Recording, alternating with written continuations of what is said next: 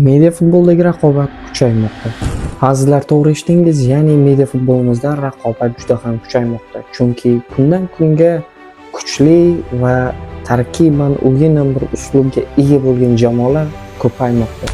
Bunga misol qilib do'stlar 2024-yilda tashkil topgan va hozirgi kunda anchagina auditoriya yig'ib qo'ygan Toshkentning Kosmos klubini misol qilsak bo'ladi. Kosmos haqida nimalarni bilmoqchisiz? Ana shunda berasiz.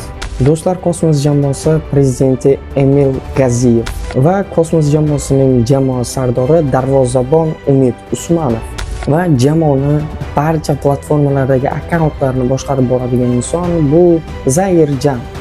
Do'stlar, Kosmos jamoasi shu yaqinda ular ikkita o'rtoqlik uchrashuv qilishdi. Ya'ni biri o'sha YouTube'da anchagina obro'ga ega bo'lgan Rebel Boys bo'lsa, ikkinchisi yaqinda ochilgan YouTube MFK.